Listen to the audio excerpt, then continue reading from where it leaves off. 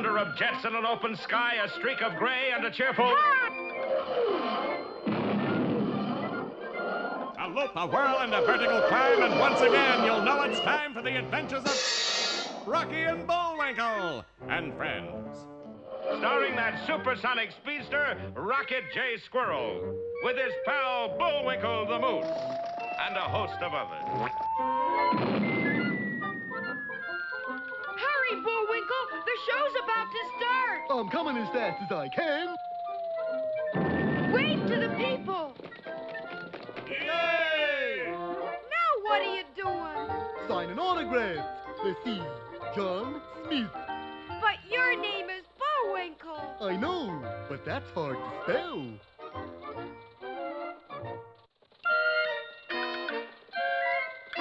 We're gonna have a lot of fun.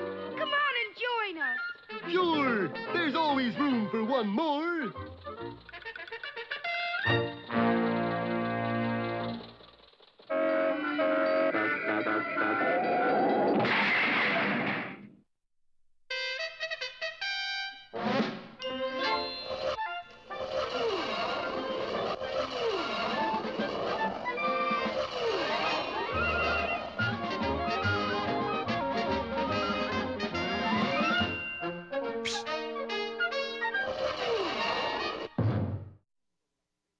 Well, Bullwinkle has been having a wonderful time with that trunk full of Confederate money he found. He's been sailing paper airplanes made of $50 bills, even cutting out paper dolls of $10 each. Little does he know that it isn't Confederate money at all, but real United States currency stolen from the town bank. Boy, look at that one go. Rocky has been searching for him frantically and finally resorts to using a Frostbite Falls Mother Moose call. The sound of it reached Bullwinkle as he was flying a kite made of $100 bills. Coming, Mother. But when Rocky blew again, it wasn't Bullwinkle who showed up at all. You called? Hokey Smoke, who are you? Allow me to introduce myself. Honeychild Moose Moss from way below the Moose and Dixon line. Gee, welcome to Minnesota, Miss Moose Moss. Rocky behaved like a little gentleman, but Honeychild didn't act like a lady at all. Fortunately, she was stopped by a strange sound. Well, howdy do. Bullwinkle, it's you! Did you find the bank robbers and the money? How about introducing me to your bank robbers? Now I remember. Yes, it seemed that Bullwinkle's period of amnesia was over. Did I find the money? Boy, have I got a surprise for you, Rock. And Bullwinkle grabbed the straw valise and flung it open. Well, aren't you surprised at what's in there? 3 pairs of socks and a peanut butter sandwich? Uh-oh. Uh-oh, indeed. Honeychild Moose Moss, alias Babyface Braunschweiger, Alias Boris bad enough. had traded suitcases with Bullwinkle and now had possession of the valise full of money. And now it's bye-bye Boris. But as the disguised villain started off, Hey, what's your hurry, little missy? Well, I gotta go way down upon the Swanee River. To see the old folks at home, huh? Hey, Bullwinkle, that valise looks just like yours. How about that? Small world, isn't it, Miss... Her name's Honeychild Moose Moss. Of the Florida Moose Mosses. I just knew you were from the South on account of your southern fried accent. No offense, Miss Moose Moss, but could we see inside your suitcase? Sir, no southern gentleman ever peeking inside lady's pocketbook. That's a pocketbook? Large economy size. Gee, maybe I didn't have the money after all, Rock. Yeah. Maybe I dreamed it. Yeah. Maybe I'm just a stupid lame brain. Yeah. Couldn't you hesitate a little on that one? Well, I really must be going, y'all. Yeah. while it was a clear-cut victory for Boris until a strange object floated down near our friends. Bullwinkle, it's a kite made of $100 bills. Must be the Deluxe model, and that ain't... Hey, that's my kite. Right. You did have the money, Bullwinkle. I think I hear my dear old mammy calling Caroline. But your name's Honeychild. That's my maiden name. Well, so long, Yankees. Grab that suitcase, Bullwinkle. And as Boris sped away, Bullwinkle seized the valise. Good work. Yeah. Open it up. Right. What's in it? 3 pairs of socks and a peanut butter sandwich. Bullwinkle, she tricked us. Yeah, them southern meese are pretty slick. After her, Bullwinkle. It's a pleasure. But in a few steps, Bullwinkle stopped short. Look there, Rock. Sure enough, on a nearby bush was Boris's false wig and antlers. You know what that means, Bullwinkle? Yeah, she's been scalped. No. Confound them Apaches anyway. Listen, it's... We'll head them off at the pass. Bullwinkle, it's a wig. She wasn't a real blonde. She wasn't a real moose. She wasn't even a real she. Well, will Boris make it to the train station and escape unscathed? On what? We'll find out next time in the Midnight Choo-Choo or This Gum for Hire.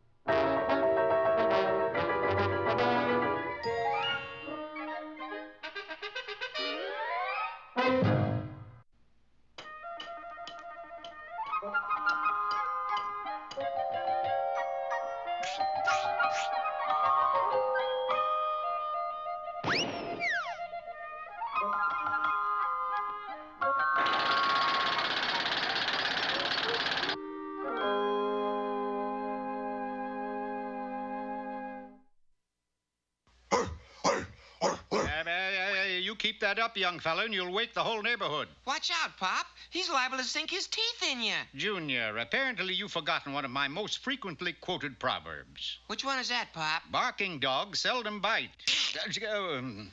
Barking big dogs seldom bite. Which paves the way very nicely to my fable entitled The Hound and the Wolf. Once there was a pasture filled with the most edible grass you ever saw. And when you have a pasture with edible grass, you usually have a flock of sheep. Unfortunately, the sheep are also edible, especially to a pack of wolves. What's today, Gus? Wednesday, That's what I thought. We have mutton on Wednesday, do we not?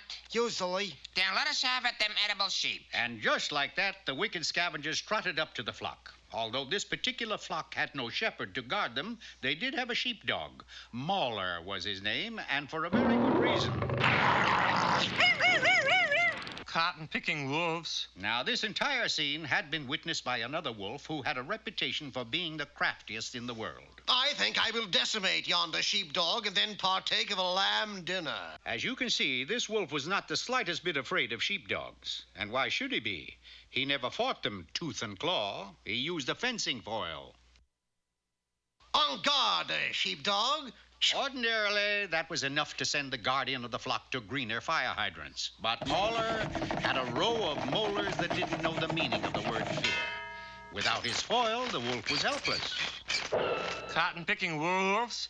Cotton-picking fencing wolves. Mauler returned to his chores, and at sundown, after he had locked up the flock, headed for home. Unknown to him, he had a shadow. No sheepdog can do what he did to me and get away with it. Inside his split-level thatched hut, Mauler sat down to a plate of bone, hard bone at that.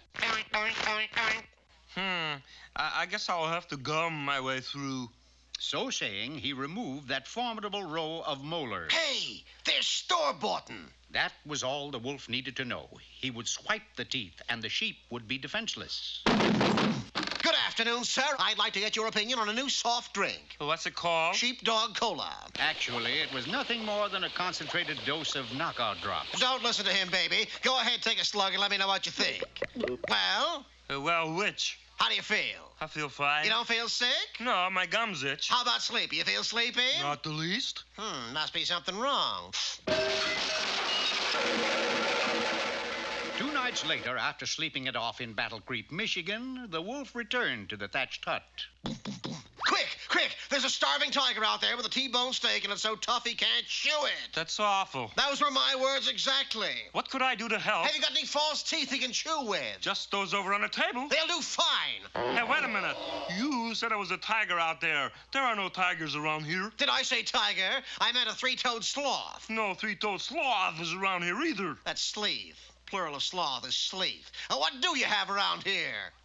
Just sheepdogs, a wolf. Well, one of them is out there with a tough T-bone. Then give him my brand new steak knife. Yeah. You know, you got tolerance. That's what you got. And you know something? That wolf was so overcome with the dog's generosity, he actually believed his story was true. Hold on! I'm coming! 1 week later, the wolf gave it another try. Merry Christmas, sheepdog! Santa Claus. He knows me. What are you going to give me, sheepdog? Give you? You usually do the giving. Well, it's been a tough winter, kid. Well, I'll be happy to give you something, Santa. Anything in particular you would like? Yeah, false teeth. But if I give you my false teeth, I would not be able to protect the sheep. Yeah, well, that's the way Christmas is sometimes. The crafty wolf was about to grab the teeth when a noise came from the fireplace, and... Merry Merry Christmas! Santa Claus. A ringer. But if you are Santa, then who is... Needless to say, the wolf beat a hasty retreat, but not so hasty that he didn't take the time to swipe the teeth. Bright and early the next day, the wolf boldly approached the flock. Sheep, you and I having lunch together. Don't dare me, sheepdog. You ain't got no teeth, so you can't bite me. I'm taking this fat little lamb. True, Mauler couldn't bite, but the fat little lamb could. That wolf took off, never to be seen again. Oh, I didn't know lambs had teeth like that, Pa. Well, you see, son, this particular flock was owned by a dentist. He had fitted them all with false teeth. So that's why I say barking dogs seldom bite. I got a better one. Nothing dentured, nothing gained. Nothing just... how about a glass of sheepdog cola, son,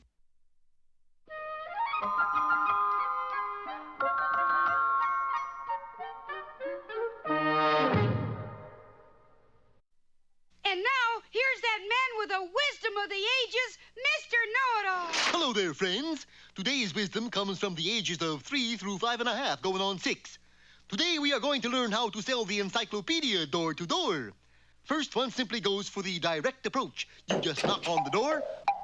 Hello, kindly sir. I would like you to use this handsome volume of the Encyclopedia absolutely free of charge. Go ahead. I insist you use it with no obligation whatsoever.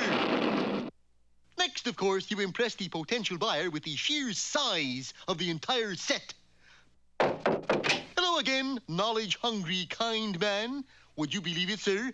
There are over 350 pounds of these beautifully bound books standing here. And then, naturally, there is the play on his ignorance method. Hello again, dear customer. I now open volume 1 and I see here aardvark. Now admit it, sir, you are totally ignorant on the subject of aardvarks.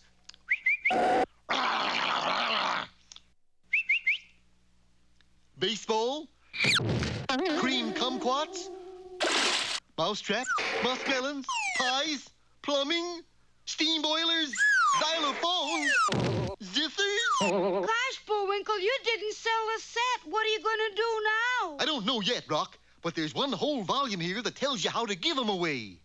And now... Hey, Rocky, watch me pull a rabbit out of my hat. Again? Nothing up my sleeve. Presto! Wrong hat. I take a 7.5. Now here's something we hope you'll really like.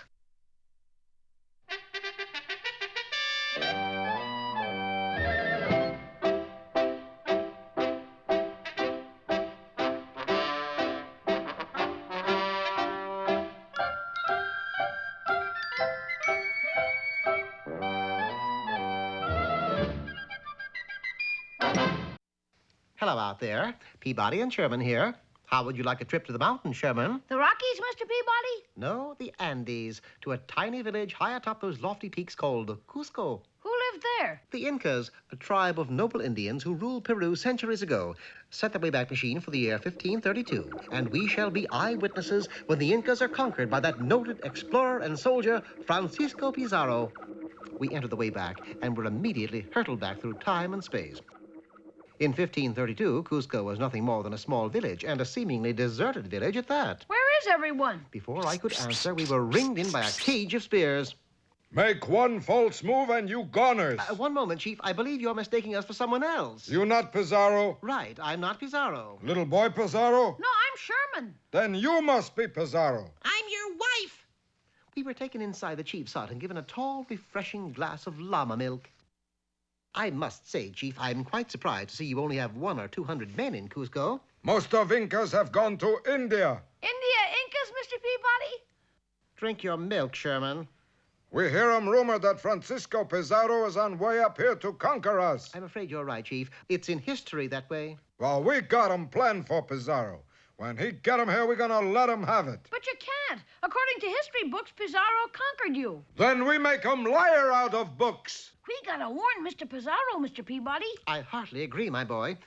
Well, it was the custom of the Incas to dally away their afternoons playing mahjong, and while they were so occupied, Sherman and I took the opportunity of leaving. We were almost out of the village when who should appear but Francisco Pizzaro and 2 lieutenants. In the name of His Majesty, I claim this village as mine. What you gonna name this place, Francisco? I gonna name it after me. Let me see. The soil here is sandy. That's it. I gonna call it Sandy Francisco. Crazy. Senor Pizzaro, I don't know whether you're aware of this or not, but 200 Incas are waiting to ambush you. Oh, don't be silly. Most of the Incas are over in India. And if this little boy make that bad gag again, I'm gonna throw him over the cliff. Try as I may, I couldn't convince the great explorer that he was walking into a trap. In fact, you can imagine my consternation when Pizzaro and his men suddenly curled up in the very heart of the city. It's time for a nap. Well, naturally, the Mahjong tournament had to break up sometime, and... Oh, my gosh! Here comes the chief and his men. It was too late to awaken Pizzaro, so we did the next best thing. We disguised him.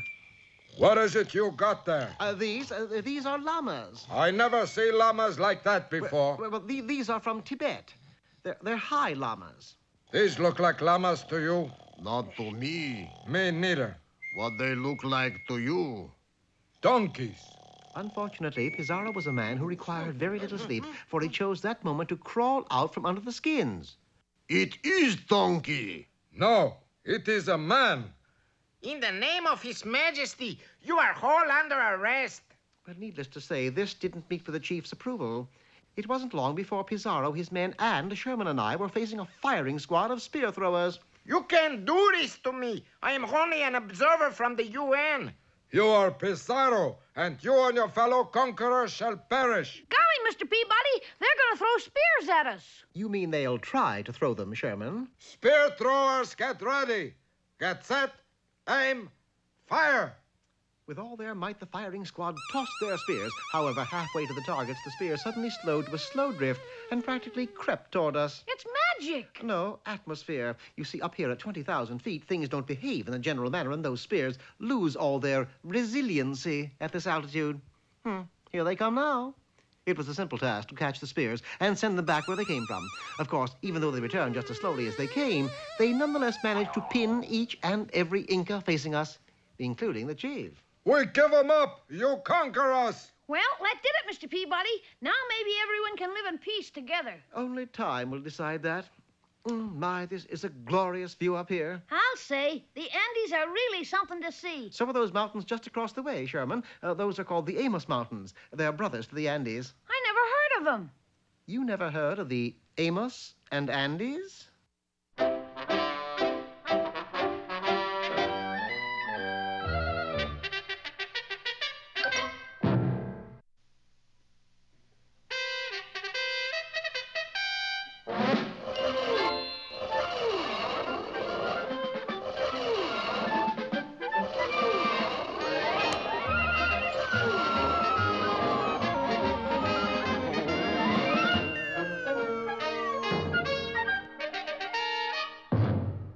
Well, our heroes got awfully close to the missing bank money last time. Close, but not near enough, for Boris Badenov, disguised as a lady moose, made off with a satchel full of swag, leaving our two heroes with an identical valise containing 3 pairs of socks and a peanut butter sandwich. Well, I only got one thing to say. What's that? Half is on the sandwich. Little did our friends know that as they munched the sandwich, they were the target of 3 pairs of sinister eyes belonging to the light-fingered 5-2. Is that the satchel three-finger?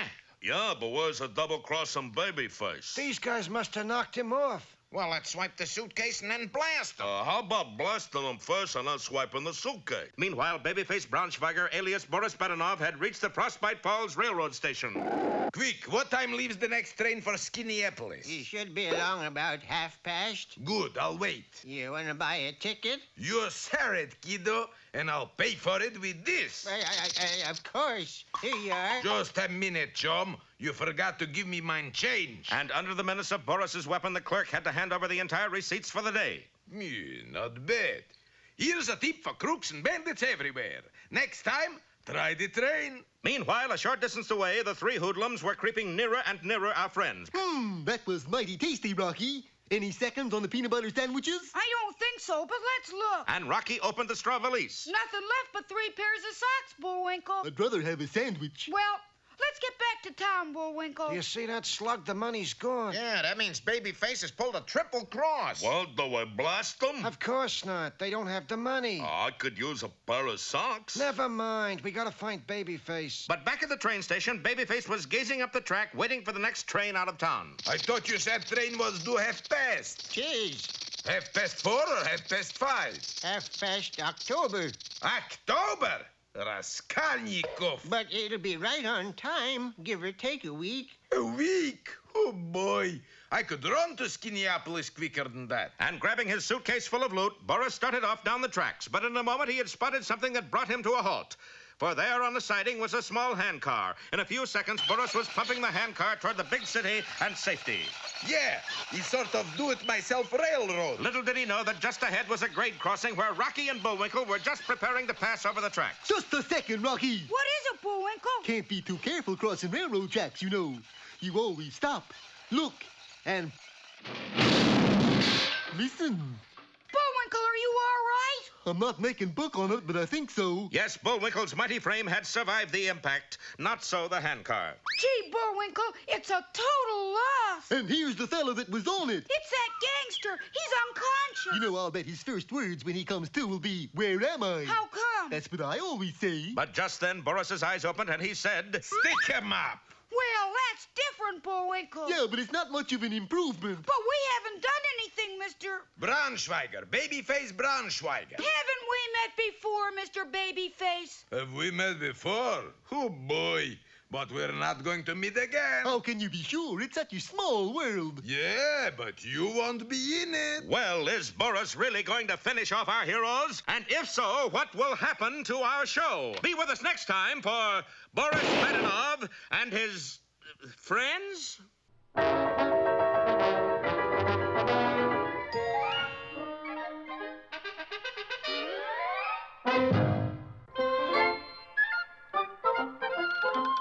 Well, it looks as if our time is just about run out. Just enough left to tell him who the sponsor was. You got the credits, Bullwinkle? All on this itty-bitty card. Oop.